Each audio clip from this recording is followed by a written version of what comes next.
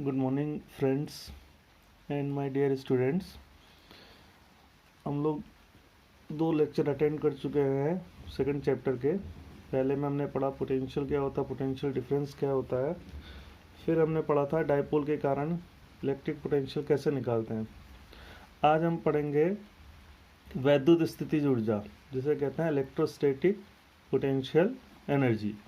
तो electrostatic potential energy पढ़ने से पहले तुम्हें थोड़ा सा ये पता होना चाहिए क्या कि सबसे पहले जैसे बच्चे से पूछा जाए पोटेंशियल एनर्जी तो सीधे बोलता है mgh। ये तो ऐसा नहीं होता है। पोटेंशियल एनर्जी की जो है कई टाइप की पोटेंशियल एनर्जी होती है। mgh तो जो है वो ग्रेविटेशनल पोटेंशियल एनर्जी है। एनर्जी क्या होती है? एनर्जी होती है अगर किसी बॉडी में वर्क करने की एबिलिटी है, अगर कोई बॉडी काम कर सकती है तो उसके पास क्या होगी? एनर्जी होगी। अब जैसे हमारे शरीर में होती है एनर्जी, हम काम करते हैं तो हमारे शरीर में जो एनर्जी होती है उसको मस्कुलर एनर्जी कहते हैं। अगर किसी में वेलोसिटी के कारण आ रही है तो उसको काइनेटिक एनर्जी कहेंगे, और अगर पोजीशन के कारण आ रही है, पोजीशन के कारण आ रही है तो उसे पोटेंशियल एनर्जी कहेंगे। जैसे एक मान लीजिए पत्थर ग्राउंड लेवल में रखा है तो ये कोई काम नहीं कर सकता है, लेकिन अगर हम इसी पत्थर को किसी हाइट से गिरा दें, यहाँ से गिरा दें तो ये वर्क कर सकता है। तो इसका मतलब है कि ये पत्थर जब ए पर था तब कोई काम नहीं कर पा रहा था, बी पर था तो काम कर पा रहा था। इसका मतलब बी के पास, बी पर आने पर इस पर एनर्जी आ गई, तो इसको कहते हैं ग्रेविटेशनल पोटेंशियल एनर्जी। ऐसे ही ये स्प्रिंग नॉर्मल है तो ये कोई काम नहीं कर सकता, लेकिन ये कंप्रेस हो गया है तो ये कर सकता है काम। तो इसमें शेप चेंज हो रहा है तो इसको कहते हैं इलास्टिक पोटेंशियल एनर्जी, प्रत्यास्थ स्थितिज ऊर्जा। तो कहने का मतलब है कि पोटेंशियल एनर्जी कई फॉर्म होते हैं। मैग्नेटिक पोटेंशियल एनर्जी भी होती है, इलेक्ट्रोस्टैटिक पोटेंशियल एनर्जी भी होती है, जिसकी हम आज बात करेंगे। तो लेकिन सबको निकालने का एक ही तरीका है, सबका फॉर्मूला निकालने का एक ही तरीका है कि आप क्या करो, आप उस पोजीशन में लाने में, जैसे यहाँ पर कितनी पोटेंशियल एनर्जी आएगी तो हम ये निकालेंगे कि इसको इस पोजीशन से इस पोजीशन तक ले जाने में कितना वर्क करा। तो फोर्स कितना लग रहा है? mg लग रहा है। नीचे को हाइट कितनी दी हमने? h, तो इतना ही हमें ऊपर को लगाना पड़ेगा। तो mg इंटू एच कर देंगे तो यहाँ पोटेंशियल एनर्जी mgh आ जाएगी। यहाँ आप निकालेंगे इसको दबाने में कितना का वर्क करा, क्योंकि वर्क क्या है? वर्क ट्रांसफर ऑफ एनर्जी है। वर्क जो है ट्रांसफर, जब हम इसमें काम कर रहे हैं तो हमारी मस्कुलर एनर्जी इसमें ट्रांसफर हो रही है। कितनी हो रही है? जितना हम वर्क कर रहे हैं तो उतनी ही इसके पास पोटेंशियल एनर्जी आती है, उतनी ही इसके पास आ जाती है पोटेंशियल एनर्जी। तो इलेक्ट्रोस्टैटिक पोटेंशियल एनर्जी निकालने से पहले एक कंसेप्ट क्लियर होना चाहिए पोटेंशियल का, V, कि किसी पॉइंट पर इलेक्ट्रिक पोटेंशियल, किसी पॉइंट पर जो वैद्युत विभव होता है वो एकांक आवेश को लाने में किए गए वर्क डन के बराबर होता है। तो Q आवेश को लाएंगे तो जो वर्क डन हो जाएगा W इक्वल टू कितना हो जाएगा? VQ। याद रखना, ये मैं बता दे रहा हूँ यहाँ पर कि जैसे मैकेनिक्स में वर्क डन होता है F डॉट S, और जैसे या अगर हम ऐसे कर रहे हैं इंटीग्रेशन फॉर्म में तो एफ डी एक्स। ये ऐसे ही आपका जो थर्मोडाइनमिक्स में वर्क डन होता है, उसमें गतिकी में, वो यहाँ पर ये होता है पी डी वी। और ऐसे इलेक्ट्रोस्टैटिक में वर्क डन जो होता है वो आपका होता है वी डी क्यू। ये सॉरी, तो ये वर्क डन होता है। तो हम ये वाला फॉर्मूला लगाएंगे। पोटेंशियल का मतलब होता है अमाउंट ऑफ वर्क डन किसी बॉडी यूनिट चार्ज को लाने में, तो Q को लाएंगे तो इंटू Q कर देंगे। तो अब हम आज जो आर्टिकल पढ़ रहे हैं वो ये पढ़ रहे हैं वैद्युत या स्थिर वैद्युत की स्थितिज ऊर्जा, स्थितिज ऊर्जा, इलेक्ट्रोस्टैटिक पोटेंशियल एनर्जी। इसकी परिभाषा वैसी है, किसी वैद्युत निकाय को बनाने में किए गए कार्य को उसकी वैद्युत स्थितिज ऊर्जा कहते हैं। सिंपल सा है। ये कैसी होती है? वर्क डन दो टाइप का होता है, पॉजिटिव और नेगेटिव। अगर हम कर रहे हैं तो पॉजिटिव, सिस्टम कर रहा है तो नेगेटिव। तो ये भी दो टाइप की होती है, पॉजिटिव नेगेटिव। इसको इस तरीके से समझो कि फोर्स अगर अट्रैक्टिव होगा तो चार्जेस जो है अपने आप आएंगे नज़दीक, तो वो पोटेंशियल एनर्जी जो होगी वो कैसी होगी? आपकी माइनस की, क्योंकि सिस्टम वर्क करेगा। और अगर फोर्स रिपल्सिव होगा तो वो जो हो गया आपका वर्क डन जो होगा पॉजिटिव होगा, तो पोटेंशियल एनर्जी कैसी होगी? पॉजिटिव। तो हमने डेफिनेशन लिख दी, यार ये लिख दिया। उसके बाद हमारे पास सिस्टम ले लिया हमने। मान लिया हमारे पास एक सिस्टम है जिसमें दो चार्जेज हैं Q1 Q2 और बीच की दूरी R1 2 है। मतलब यहाँ पर दो आर्टिकल करेंगे हम लोग। इस सिस्टम एक निकाय जिसमें दो आवेश हों, या ऐसे लिख सकते हैं इसमें दो आवेश वाला निकाय।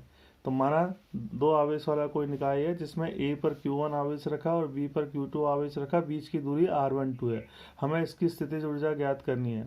तो इसके लिए हम क्या करेंगे, हम निकालेंगे कार्य। जैसे मैं बोल रहा हूँ ऐसे लिखना है आपको नोट्स में। तो कार्य निकालने के लिए सबसे पहले Q1 को A पर लाते हैं। हम कहाँ से लाते हैं, अनंत से। सबसे पहले Q1 को A पर लाते हैं इन्फिनिटी से। तो जब हम Q1 को A पर इन्फिनिटी से लाएंगे तो पहले से यहाँ पर कोई वैद्युत क्षेत्र नहीं है, पहले से कोई आवेश नहीं है, इसलिए इसको लाने में हमें कोई कार्य करना नहीं पड़ेगा। जब बल ही नहीं है, पढ़ा होगा तुमने भाई, कार्य के लिए दो चीज़ें जरूरी है, बल और विस्थापन। तो कुछ यहाँ पर V जरूरी है, V है ही नहीं क्योंकि पहले से कोई आवेश है नहीं। तो Q1 को लाने में कार्य, Q1 को लाने में किया गया कार्य, तो W1 इजिकल टू कितना लिखेंगे आप, 0। क्यों, क्योंकि कोई भी आवेश, फोर्स कितना है, कोई भी फोर्स नहीं है, कोई भी फोर्स नहीं है, कोई भी पोटेंशियल नहीं है आपका, कोई भी वैद्युत क्षेत्र नहीं है। अब हम जब Q1 को यहाँ पर ले आए तो अब हम Q2 को लाएंगे यहाँ पर, ये R12 डिस्टेंस में B बिंदु पर किसको लाएंगे, Q2 को, वही अनंत से।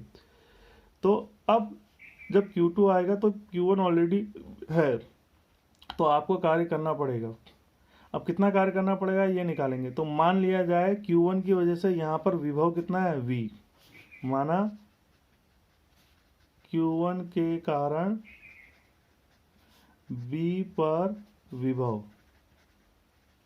V है।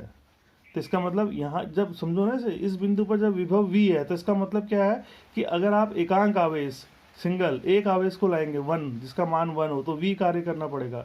2 को लाएंगे तो 2V, 3 को लाएंगे 3V। तो हम तो Q2 को ला रहे हैं, तो कितना कार्य करना पड़ेगा, V इंटू Q2। तो अतः Q2 को लाने में किया गया कार्य, तो Q2 को लाने में किया गया कार्य कितना हो जाएगा आपका, W2 is equal to V into Q2। अब V हमें पता है, V किसके कारण है, Q1 के कारण। कितना होता है, 1/4πε0 Q1 अपॉन R12, ये तो होता है। तो इसको रख देंगे यहाँ पर।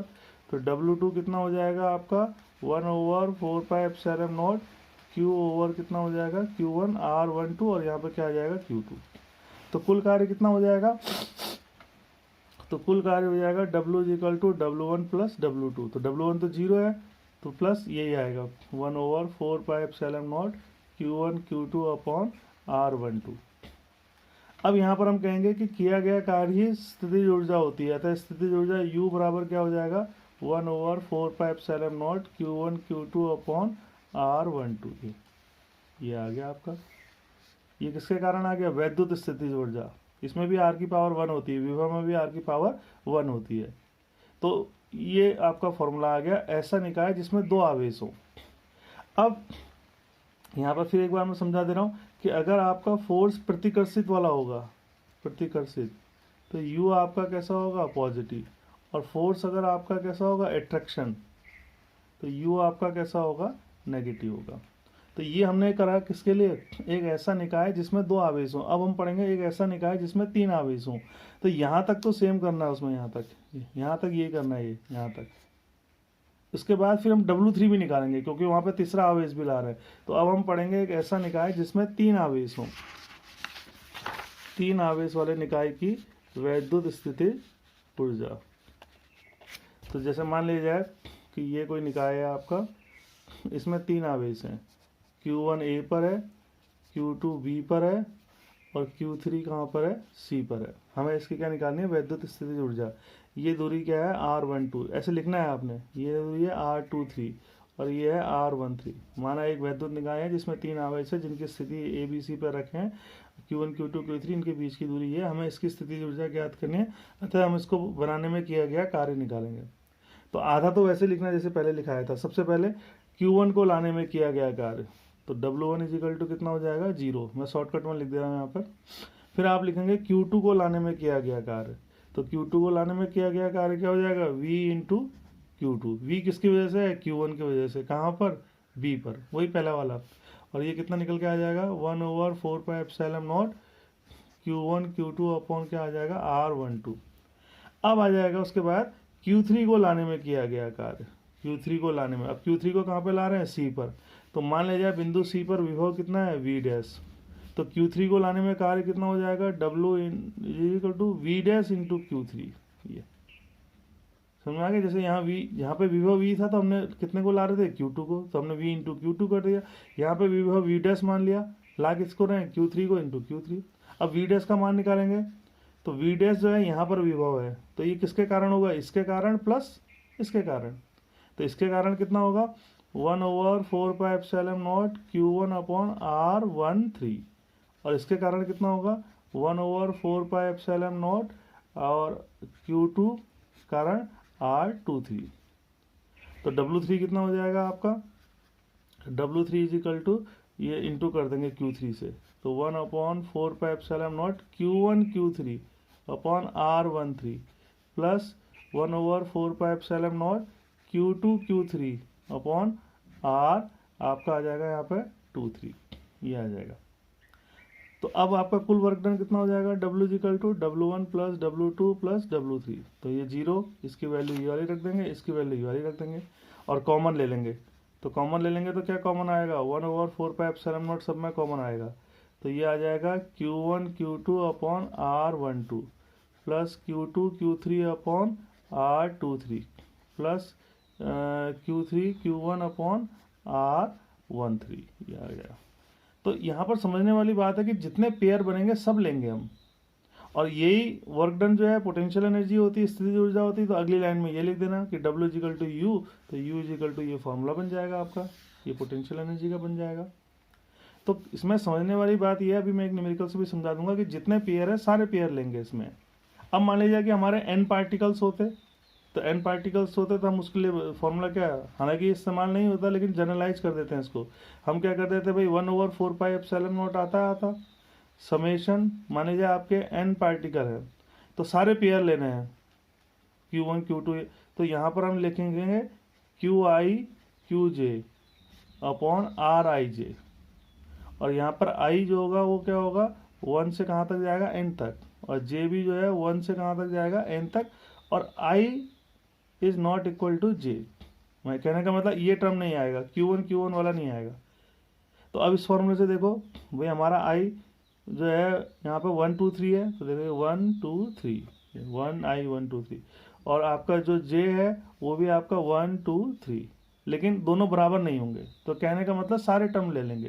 तो ये आपकी उस निकाय के लिए आ गई जिसमें तीन बिंदु हैं, तीन स्थिति, तीन आवेश हैं।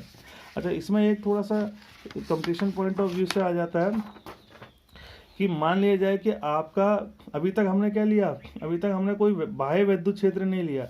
तो मान लीजिए कोई वैद्युत क्षेत्र होता है, जैसे ये मान लीजिए कोई वैद्युत क्षेत्र है। अब इसमें हमें जो है दो आवेश लाने हैं, Q1 और Q2, बीच की दूरी R12 है। अब हमें यहाँ पर निकालना है कि भाई कितनी स्थितिज ऊर्जा होगी। तो कितनी स्थितिज ऊर्जा होगी तो कैसे निकालेंगे, तो हम देखेंगे भाई A पर, अभी जब हम A को लाएंगे, पहले हम कह रहे थे A को ला रहे हैं तो कोई विभव नहीं है, लेकिन अब यहाँ पे विभव है, कितना है, V1। तो A को लाने में कितना कार्य होगा, W इजिकल टू ये V1 इंटू Q1, और W2 कितना हो जाएगा आपका, W2 हो जाएगा आपका, यहाँ पे विभव V2 है, तो क्षेत्र के कारण V2 इंटू Q2 प्लस इस आवेश के कारण 1/4πε0 जो हमने पहले निकाला था, Q1 Q2 अपॉन R12। समझ में आ रहा है, जो हमने पहले पढ़ा उसमें वहाँ पर कोई वो वैद्युत क्षेत्र नहीं था, अब वैद्युत क्षेत्र आ गया। तो स्थितिज ऊर्जा कितनी हो जाएगी, VQ1 plus VQ2 plus 1/4πε0 Q1 Q2 upon कितनी हो जाएगी, R12। और अगर ये वैद्युत क्षेत्र नहीं होता तो ये वाला V1 भी 0 होता और ये V2 भी क्या होता है, 0, तो फिर वही पुराना वाला फॉर्मूला आ जाता है। तो ये होता है जब पहले से वहाँ पर वैद्युत क्षेत्र है, और ये वाला वो वाला था जब वहाँ पर बाहर पहले से वैद्युत क्षेत्र नहीं था। अब एक आर्टिकल और है, एक समान वैद्युत क्षेत्र में, एक समान वैद्युत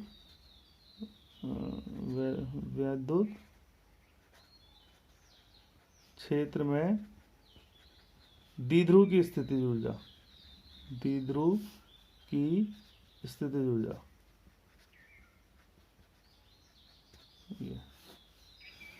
ये भी बहुत आता है क्वेश्चन।